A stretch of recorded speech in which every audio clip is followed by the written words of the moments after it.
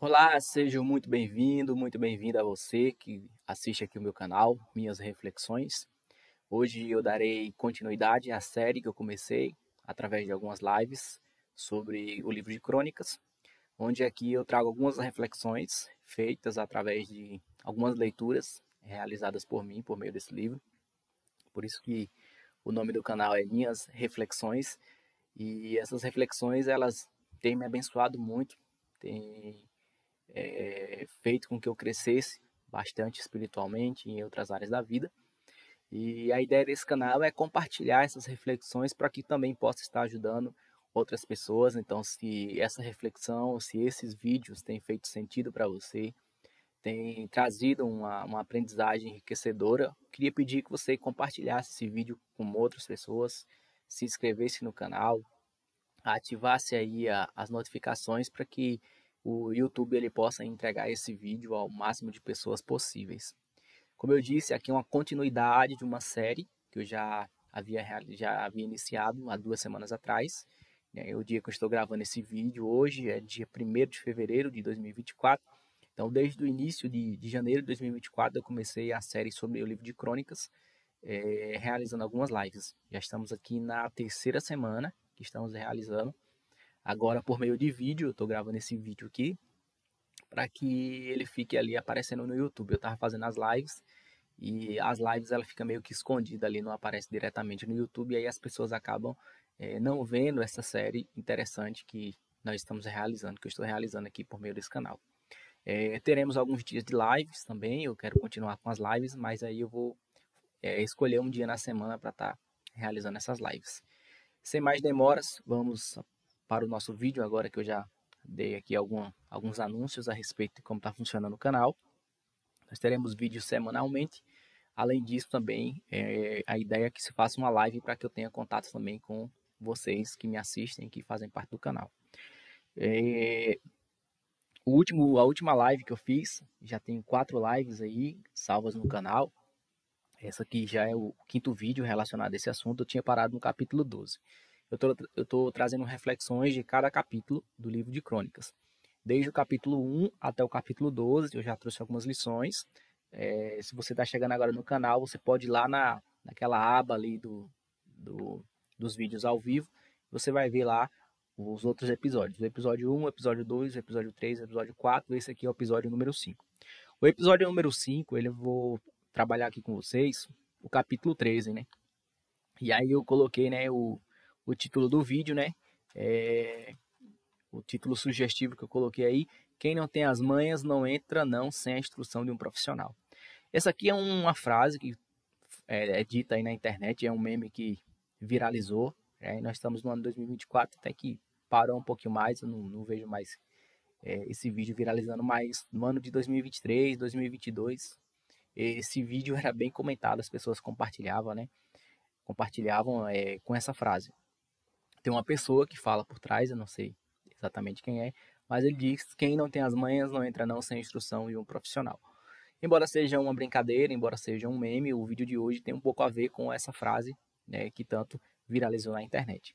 O capítulo que nós vamos estudar é o capítulo 13. O capítulo 13 vai contar a história de várias pessoas, mas a pessoa em destaque aqui vai ser um homem chamado Uzá. O contexto da história é o seguinte: no capítulo 13, aqui na minha Bíblia, está dizendo o seguinte: Davi se dispõe a trazer a arca para Jerusalém. A arca da aliança ia ser transportada para Jerusalém. Para você que não sabe o que é a arca da aliança, talvez eu esteja falando com alguém que ainda está começando a estudar a Bíblia ou caiu de paraquedas no canal, né, e está buscando aprender mais. A arca da aliança era um objeto sagrado que ficava dentro do santuário. O santuário era um espaço onde acontecia ali a adoração em, no meio do povo de Deus. E dentro desse santuário tinham vários elementos. Né? Esses elementos eles tinham vários significados. Um sacrifício acontecia ali na entrada. Tinha algumas lâmpadas também, alguns pães que representavam aí, né? Alguns estudiosos trazem que a representação de Jesus. Jesus disse que é a luz do mundo, então tinha as lâmpadas, tinha o azeite, que é símbolo do Espírito Santo, tinha ali uma mesa de pães. Jesus ele fala que ele é o pão da vida, e também tinha uma arca. Dentro dessa arca estavam ali os 10 mandamentos, né? Tinha um desenho de dois anjos em cima dessa arca. Se você pesquisar aí no Google Arca da Aliança, facilmente você vai conseguir encontrar. Tinha também dentro dessa arca o maná e também tinha, se eu não estou enganado, o cajado de Arão. E cada elemento que tinha ali dentro da arca tinha um significado especial, né? Os 10 mandamentos é a lei de Deus, né? A demonstração do seu caráter, do seu amor para com nós. O maná, a providência de Deus na época que o povo estava no deserto, eles eram alimentados por esse maná. E o cajado de Arão significava que Deus está sobre o controle, sobre a liderança da sua igreja, né? É ele quem dirige, é ele quem escolhe os seus líderes. Então, essa arca aqui, ela ficou durante muitos anos. Ela sumiu somente ali na época que Israel foi invadida por Babilônia. E aí Israel é levado, passa 70 anos ali de cativeiro, depois retorna. Esse livro aqui ele foi escrito na época em que Israel estava retornando de Babilônia. A Arca da Aliança ela sumiu nessa guerra que aconteceu ali entre Babilônia e Israel. E ninguém sabe onde é que essa arca está até hoje. Só que nessa época que a história foi escrita, na época de Davi, ainda existia a Arca da Aliança. Essa história aqui ela aconteceu bem antes do contexto em que esse livro aqui foi escrito. E a Arca da Aliança tinha que ter todo um cuidado especial ali na hora de levar, na hora de transportar. E a própria Bíblia, ela traz ali como é que essa arca deveria ser transportada. Tem alguns versos da Bíblia que mostram isso. Por exemplo, em Êxodo, capítulo 37, versículo 5, diz que nessa arca ela tinha algumas argolas. E nessa argola era colocado ali eram 4 argolas, cada uma de um lado, né? A arca ela era quadrada. E ali era colocado ali uma vara. Essa vara era coberta de ouro e ela deveria ser transportada pelos sacerdotes, que eram responsáveis em transportar essa arca. Em Números 4, verso 15, se você quiser pode acompanhar na sua Bíblia, diz que ninguém podia tocar nessa arca, era uma regra. Então tinha uma regra de como é que ela deveria ser transportada, tinha as argolas, né, tinha uma vara que passava por essas argolas, justamente para que ela não fosse tocada, certo? Ela não deveria ser tocada e ainda deveria também ser coberta. Lá em Números, capítulo 4, 5 e 6, diz que ela era transportada, coberta, para que, como era algo sagrado, né, não tinha que ser levado de qualquer jeito, de qualquer forma, certo? Só que aqui a gente vê na história de Uzá, e de Davi também, Davi aparece nessa história, eles estavam transportando aqui no capítulo 13, né, eu não vou ler o capítulo todo por conta a ideia não é ler o capítulo todo, mas trazer assim alguns pontos chaves. Essa é a principal ideia do vídeo do canal. Diz que Davi reuniu todo o povo, foi fazer o transporte dessa arca até Jerusalém. O povo estava alegre, né? Todo mundo feliz com isso, porque, como eu disse, a arca era um objeto muito sagrado, muito respeitado por todo o povo naquela época. E aí, o verso que eu quero ler para vocês é o verso 7, capítulo 13, verso 7. Eu fiz uma reflexão desse verso, que diz o seguinte: puseram a arca numa carroça nova e levaram para a casa de Abinadab. Aqui vem um ponto interessante. Eu acabei de dizer para vocês que a Bíblia diz, no livro de Êxodo, no livro de Números, que a forma como ela deveria ser transportada. Tinha as argolas, essas argolas, uma vara passava entre elas, o sacerdote segurava ali e carregava, cada um em uma ponta, dos 4 lados. Ou seja, ela deveria ser transportada por homens, porque era um objeto sagrado. E esses homens não deveria ser qualquer homem, né? Tinha uma determinação escrita ali, qual era a família dele, enfim. A Bíblia ela relata certinho como era quem era a pessoa que poderia transportar e como transportar. Primeiro erro que eu vejo aqui, e tem tudo a ver com o título do vídeo, né? Quem não tem as manhas não entra não sem a instrução do profissional, é que as pessoas que estavam carregando essa arca não estavam ouvindo uma instrução correta, né? Não estava ouvindo a instrução de Deus. Deus deu a instrução, não pode tocar, e deu instrução da forma como deve carregar. Quem era que guardava a arca? Quem era que cuidava da arca? Era Deus. Além dos sacerdotes, né? Deus era também quem cuidava ali dessa arca, né? Para você ter uma ideia, a arca ela era algo tão, como é que se diz? Tão santo que a presença de Deus era manifestada na arca. Existia um fogo que Esse fogo ele aparecia na arca, que é chamado de Shekinah.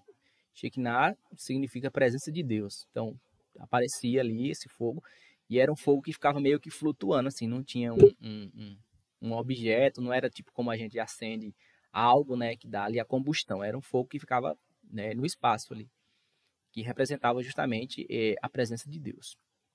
E esse fogo aparecia ali em cima da arca. Então era algo muito sagrado, assim. Era o local onde Deus se fazia presente ali no meio do povo. Ele se apresentava ali dentro do santuário para o sumo sacerdote. Então não era qualquer coisa, não deveria ser. Por isso que ele deixou a instrução. Então o primeiro erro que eu vejo aqui em não seguir a instrução diz que eles levaram numa carroça. Já começaram levando de forma errada, né?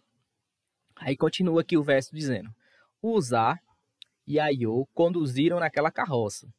Davi e todo Israel se alegraram diante de Deus com todas as suas ofertas. O povo estava todo alegre, com cânticos, com harpa, com liras, com tamborins, com símbolos e trombetas. Quando chegaram à eira de Quidom, Uzai estendeu a mão para segurar a arca, porque os bois tropeçaram. A ira do Senhor se acendeu contra Uzai e o feriu, por ter estendido a mão para segurar a arca, e ele morreu ali diante do Senhor. Ou seja, ele foi tentar segurar, né?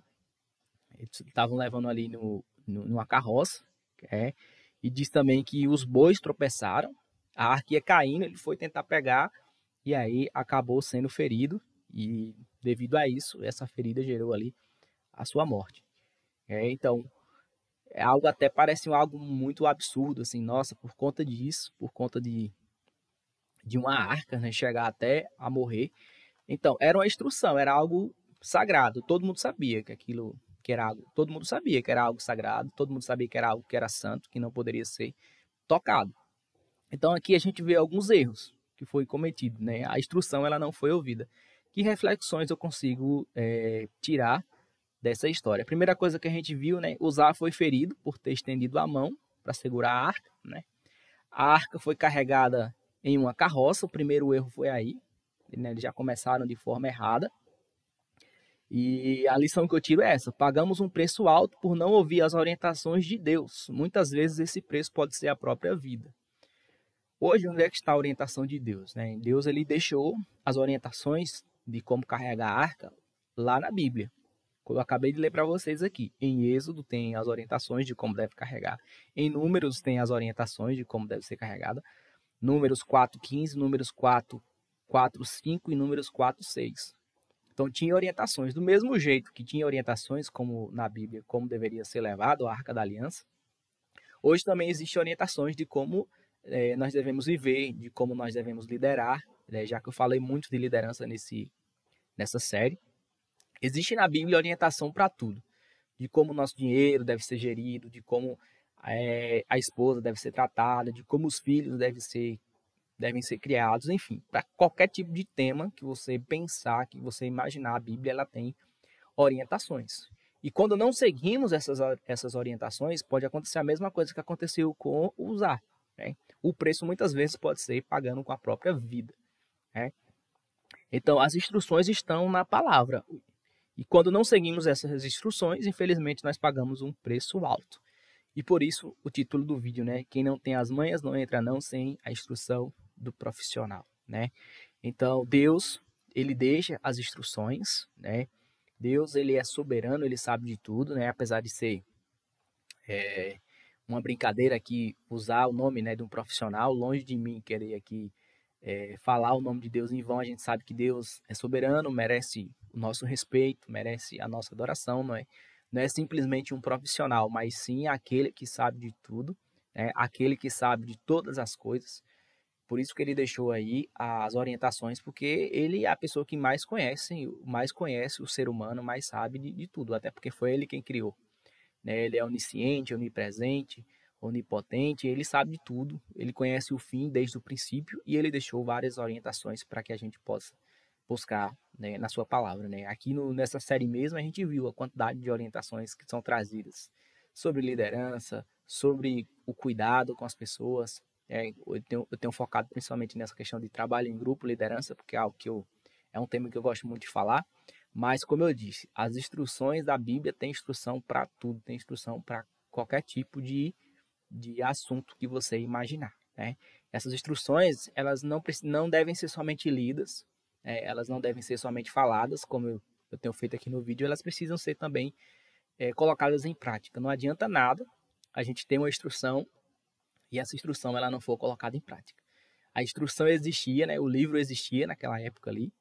O povo de Israel tinha acesso a esse tipo de conhecimento. Não era qualquer pessoa que estava ali, um sacerdote para carregar uma arca, né? Ele tinha que ter todo o conhecimento do serviço. Então, não estava falando com alguém que desconhecia, mas não adianta nada conhecer e não praticar. Isso vale para qualquer área da vida, isso vale para qualquer livro ou qualquer instrução que a gente receba, mas principalmente da Bíblia, né? O contexto aqui é bíblico, mas isso vale para qualquer outro tipo de instrução que a gente venha receber. Receber a instrução, não colocar em prática, né? Muitas vezes, se tratando principalmente da Bíblia, se tratando principalmente dos conselhos de Deus, isso pode nos levar, a quem sabe, a lugares em onde não desejaremos ir, né? Em alguns casos, como foi o caso de Uzá, até a morte. Quantas pessoas morreram, né, por não ouvir o conselho de Deus, por não ouvir as orientações da Bíblia? Quantas pessoas não morrem diariamente por não conhecerem a Bíblia, por não conhecerem aquilo que ela tem, os conselhos que ela tem? Talvez muitas pessoas estariam livres da morte se conhecessem essas orientações que são deixadas. E muita gente que conhece e não pratica, né, tá errando do mesmo jeito, né? Então, se essa mensagem ela fez sentido para você, o apelo é para que ouça as instruções de Deus, ouça a instrução daquele que sabe de tudo, e a instrução, é claro, ela vai estar aí na palavra, né? A palavra ela tem instrução para tudo, para todo tipo de conhecimento. E se eu fosse fazer um canal sobre todos os assuntos que a Bíblia fala, não daria aqui em um canal só, né? É tanto que a gente vai pontuando algumas coisas aqui que para mim faz sentido, que eu acho interessante e que eu gosto de compartilhar, porque eu sei que isso pode abençoar a vida de alguém também. Então, que Deus abençoe. Essa semana nós teremos mais um vídeo e semana que vem nós voltaremos aí. Eu vou estar colocando um cardzinho aí no vídeo, no cardzinho no canal, dizendo os dias certos em que teremos vídeos, em que teremos a live, até porque, né, o canal ele está retomando agora e nós estamos passando aí por algumas adaptações. Que Deus abençoe. Se você gostou desse vídeo, curte, compartilha e envia para mais pessoas.